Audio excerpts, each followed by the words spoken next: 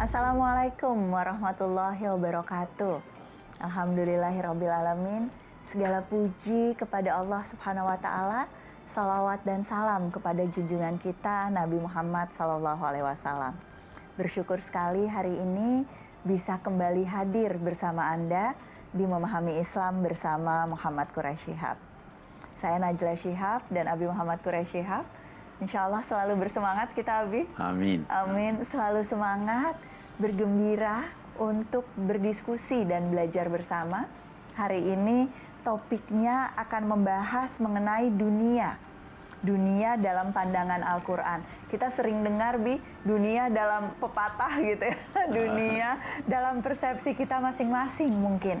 Manusia itu sepertinya banyak sekali yang katanya cinta dunia. Bahkan kalau bisa hidup selamanya, Bi, katanya maunya hidup selamanya. Bagaimana sesungguhnya pandangan Al-Quran tentang ini? Apa hakikat kita hidup di dunia, Bi? Ya, yang pertama dulu kita ingin mulai dengan Bismillahirrahmanirrahim. Alhamdulillah, kita ingin berbicara tentang hakikat dunia. Pertanyaan pertama yang dulu pernah muncul dan lama menjadi diskusi, apa memang ada dunia ini? Apakah memang ada dunia? Jangan sampai kita hanya mimpi. Ya, dari dulu ada itu. Dunia ini maya, tidak ada. Sehingga lahir pemikir-pemikir yang pada mulanya juga ragu, tetapi kemudian membuktikan. Salah satu di antaranya itu ungkapan yang populer, saya berpikir, maka itu berarti saya ada. Yang jelas, manusia dalam kehidupan dunia ini secara garis besarnya ada 3 macam. Ada yang pesimistis. Apa sih hidup ini? Kita berpindah dari satu kesulitan kepada kesulitan yang lain. Pandangan pesimistis. Cemas terus gitu ya, Bi? Cemas terus. Cemas terus. Ada lagi yang kedua, bertolak belakang dengan ini. Itu faham sekarang banyak terdapat di Barat. Faham yang dinamai faham eksistensialisme. Wujudkanlah diri Anda, mumpung Anda hidup, lakukan apa yang Anda mau. YOLO, Bi. YOLO. Abi tahu YOLO nggak? You only live once, katanya. Ini istilah anak muda nih. Jadi apa yang Anda inginkan, lakukan. Wah, ini berbahaya nih. Tapi ada yang begitu. Yang ketiga, ini pandangan agama. Mengajarkan kita bahwa memang ada kesulitan, tetapi harus optimis. Al-Quran menggarisbawahi inna ma'al usri yusra. Bersama kesulitan ada kemudahan. Memang di dunia ada kesulitan, tetapi dia tidak langgeng. Karena kehidupan di dunia seandainya pun semuanya kesulitan, ada kehidupan di akhirat yang semuanya bisa menjadi kebahagiaan. Maka optimislah. Orang yang beragama pasti optimistis. Dia tahu bahwa Tuhan bersama dia. Kalau terjadi suatu kesulitan, maka Tuhan akan memberikan kemudahan dengan satu cara dan cara yang lain. Nah, karena itu jangan memandang dunia ini dengan pandangan pesimistis, jangan juga memaki dunia. Jangan berkata tidak perlu dunia. Kita membutuhkan dunia ini. Penegakan agama tidak dapat dilakukan kecuali di dunia. Karena di akhirat tidak ada agama lagi. Dunia ini adalah ladang buat akhirat. Sehingga kalau Anda tidak menggunakan dunia ini sebaik mungkin, Anda tidak dapat menuai, tidak dapat berhasil nanti di hari kemudian. Karena itu, jangan pandang dunia dengan pandangan sepele. Rangkul dia dan ajak dia bersama Anda dengan optimisme sambil percaya kepada Allah. Jadi optimisme itu sumbernya adalah karena kita selalu punya harapan, tidak putus asa karena ada Allah tempat kita Allah. Berharap gitu ya. Karena itu orang yang putus harapan la yai'asu min rauhillah illa kafir. Tidak ada yang berputus asa dari anugerah Tuhan kecuali orang kafir. Kecuali orang kafir. Nah ini kita akan belajar lebih lanjut teman-teman tentang bagaimana memelihara optimisme. Tadi Abi bilang jangan meremehkan dunia, tetapi di sisi lain kita tentu tidak boleh juga menganggap bahwa dunia ini adalah segala-galanya. Ya, nah, betul. Bagaimana kita menyikapinya, apa saja yang harus kita lakukan dalam konteks tujuan hidup kita, akan kita bahas bersama-sama di segmen berikutnya sesudah jeda berikut ini. Jangan kemana-mana. Jangan pisahkan amal dunia dan amal akhirat.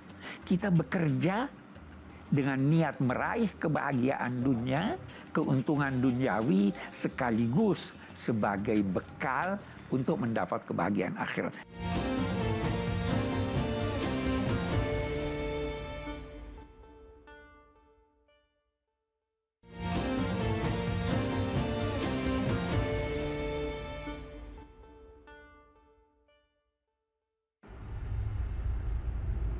Terima kasih masih bersama kami di Memahami Islam bersama Muhammad Quraisy Shihab. Masih mendiskusikan tentang hakikat hidup di dunia. Ini pertanyaan, kegelisahan yang biasanya munculnya kalau pas lagi ngelamun-ngelamun sendirian gitu ya. Tetapi memang salah satu tujuan kami hadir di acara ini adalah mencoba mengajukan pertanyaan-pertanyaan bermakna yang mudah-mudahan tentu selalu bermanfaat untuk Anda. Tadi kita sudah bahas 3 sikap dasar manusia menyangkut hidup. Mungkin tadi di jeda ada yang mencoba mengelompokkan diri, Bi. Siapa yang pesimistis tadi, siapa yang terlalu tanpa beban gitu ya. Ada juga yang mungkin sudah termasuk golongan sebagaimana yang diridhoi Allah, optimis dan kemudian bisa menjaga keseimbangan dalam menghadapi dunia. Tapi ingat ada hadis, Bi. Katanya yang sering sekali diulang-ulang tentang bahwa bekerjalah untuk duniamu seolah-olah kamu akan hidup selamanya gitu ya. Tetapi beribadahlah, bekerja untuk akhiratmu seolah-olah kamu akan meninggal besok. Itu gimana, Bi? Hukum hadisnya bagaimana dan sebetulnya ungkapannya tuh bisa kita praktekankah atau ada pandangan lain soal ini? Yang pertama, hadis itu lemah. Hadisnya lemah. Ya, kalau kita tinjau dari segi ilmu hadis, hadisnya lemah. Kemudian kalau kita tinjau dari segi substansi maknanya juga tidak benar. Oke. Karena dia memisahkan antara amal dunia dan amal akhirat. Oke. Padahal itu amal dunia dan amal akhirat itu mestinya adalah satu mata uang dengan 2 wajah. Ya, 2 sisi nih koinnya. 2 sisi. Mari kita ambil contoh. Anda, apa amal dunia menurut Anda? Bekerja, cari rezeki. Itu bisa menjadi amal akhirat. Kalau niat Anda mencarinya untuk kebahagiaan Anda, kebahagiaan keluarga Anda, untuk membantu orang. Jadi, jangan pisahkan amal dunia dan amal akhirat. Kita bekerja dengan niat meraih kebahagiaan dunia, keuntungan duniawi sekaligus sebagai bekal untuk mendapat kebahagiaan akhirat. Itu jelas sekali dalam Al-Quran. Wabtaghi fima atakallahu daral akhirah wala tansa nasibaka minad dunya. Carilah melalui apa yang dianugerahkan Allah kepadamu dalam kehidupan dunia ini, carilah melalui itu kebahagiaan akhirat. Jadi bukan 2 jalur terpisah ya, bukan 2 jalur kita terpisah. sedang melewati perjalanan yang di setiap langkahnya itu ya amal untuk dunia dan amal untuk akhirat. Di sini peranan niat. Betul. Di sini peranan tujuan. Kalau memang Anda hanya bermaksud untuk melakukan kehidupan dunia dan tidak memikirkan akhirat, tidak memikirkan dunia, itu amal dunia yang Anda peroleh hasilnya di dunia tapi di akhirat tidak dapat apa-apa. Jadi kalau ditanya tujuannya itu harusnya apa, Bi?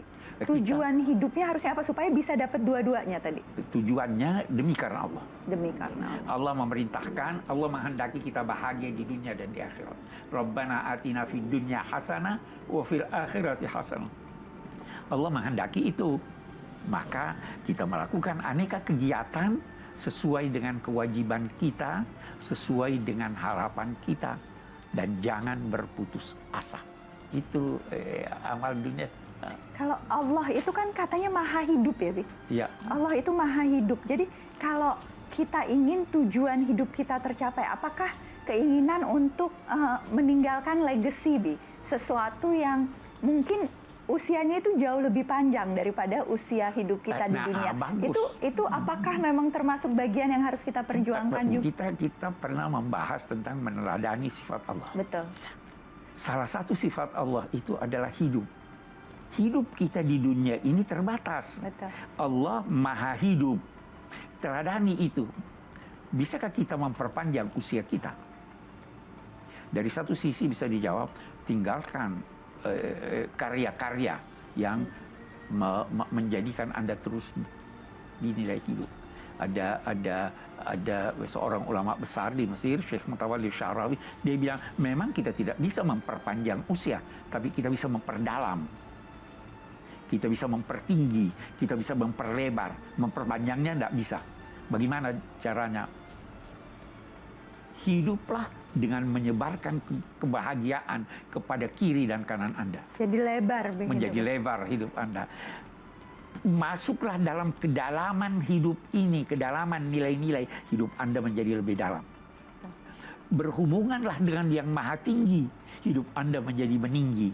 Dan ketika itu Anda akan kekal di akhirat nanti.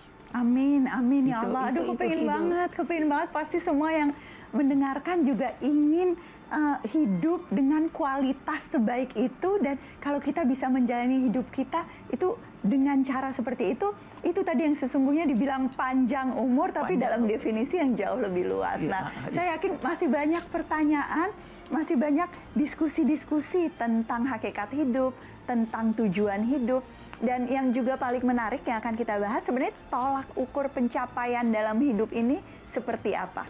Jangan kemana-mana pemirsa, masih ada pembahasan selanjutnya di Memahami Islam bersama Muhammad Quraish Shihab.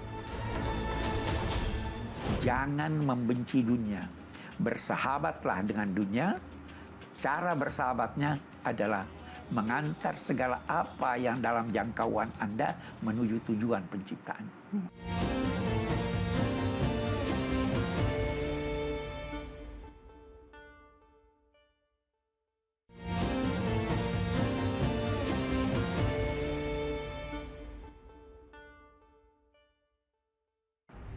Terima kasih pemirsa, masih belajar bersama di Memahami Islam bersama Muhammad Quraish Shihab.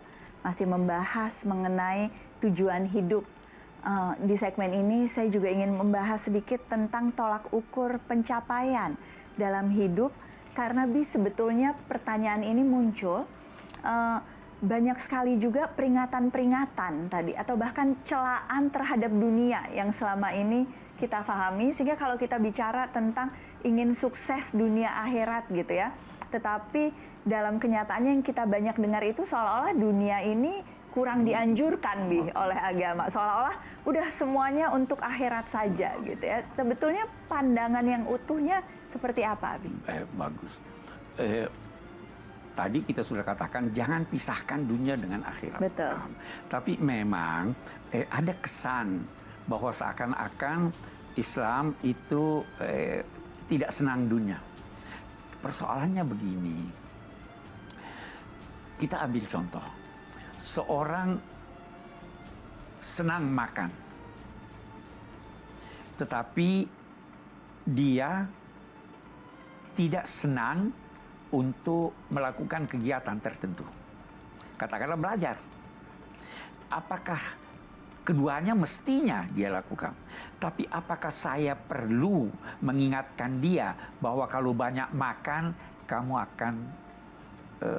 akan sakit, kamu akan malas dan sebagainya?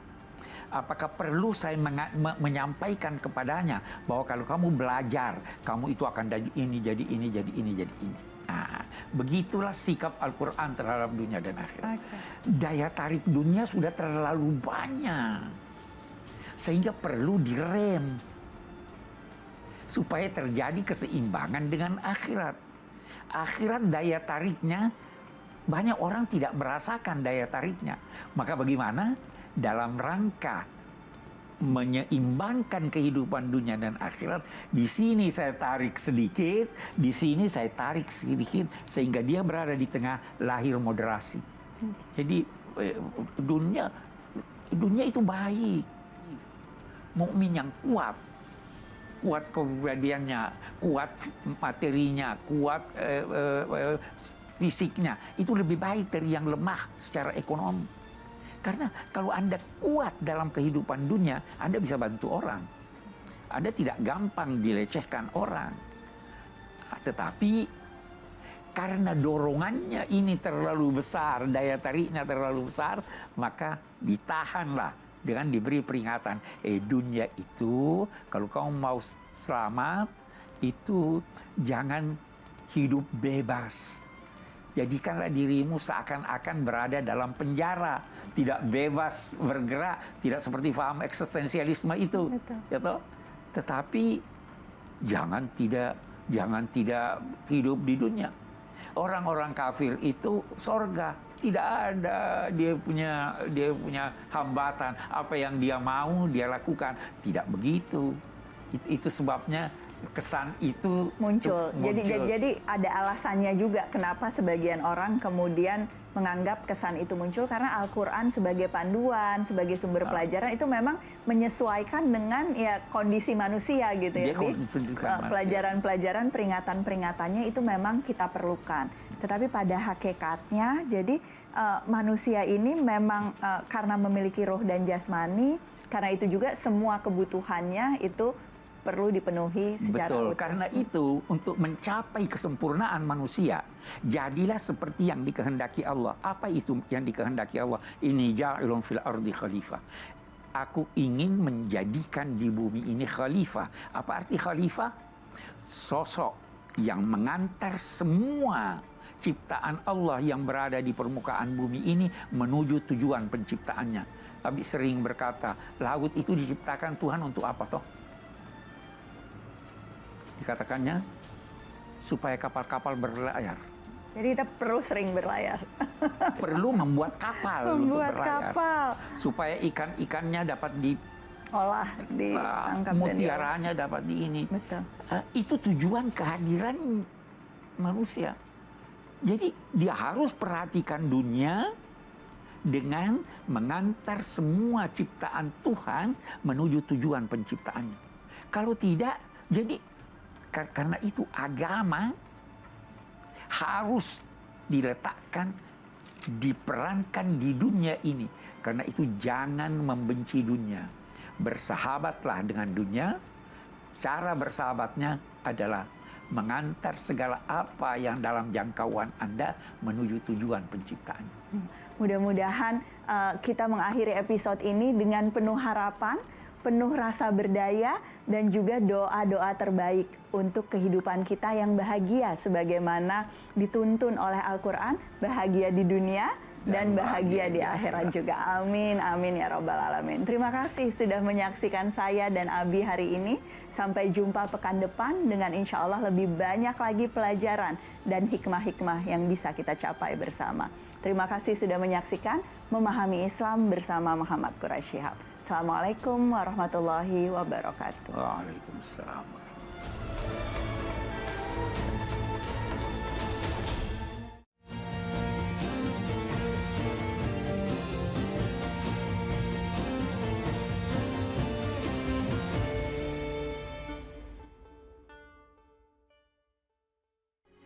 Metro TV